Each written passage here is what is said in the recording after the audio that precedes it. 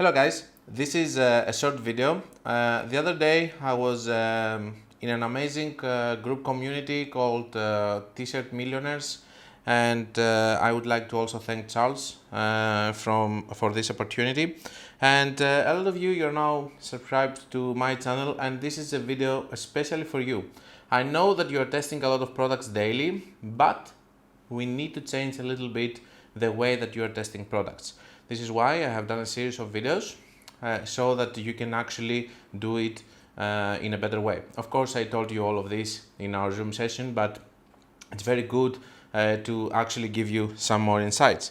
First of all, I would like to explain why whatever you have seen in YouTube for 2020-2019 testing products with $5 and watching the link clicks, watching the cost per post engagement for print-on-demand companies and how many link clicks you're getting with engagement campaigns. All of these strategies are outdated. Let me tell you why. iOS, okay? What happened with iOS? We have over here, I'm going to put a link in the description. It says navigating, change and improvements, performance and measurement, okay? And among other stuff, they also say actions you can take right now. It says allow time before you analyze performance given the nuances of delayed data and modeling reporting, considering waiting a minimum of 72 hours or the full length of the optimization window.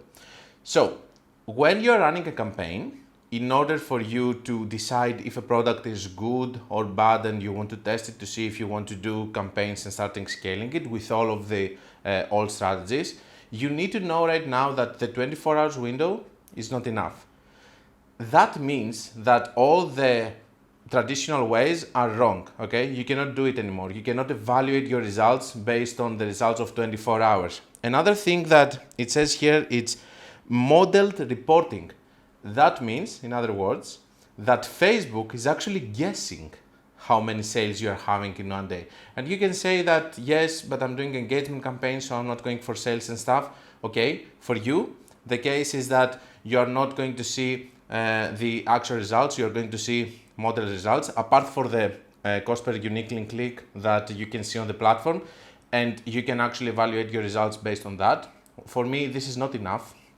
Okay, but other than that, if you want to test more, like how many add to carts, initiate checkouts, if you have purchases and stuff, 24 hours is not enough anymore. Okay, so you need to adapt, and because we have the modeled reporting, which is Facebook guessing, and because we have the delay of the reporting, you need to go in another strategy. I have a video which is saying, which the title is "Why My Facebook Ads Can Beat Yours." It's talking about dynamic creative ads, okay?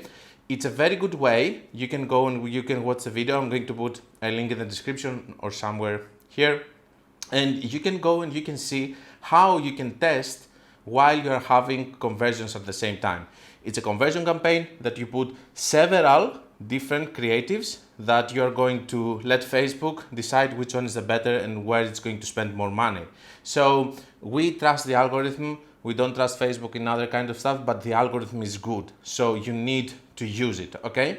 So if I was you with a print-on-demand business or any other, maybe dropshipping business, even if I don't like dropshipping, but anyway, you should not test your products in a 24 hours period, and you should jump straight away to conversion ads with dynamic creatives and see how many sales you can get there, and then start scaling from that. So testing and having sales at the same time.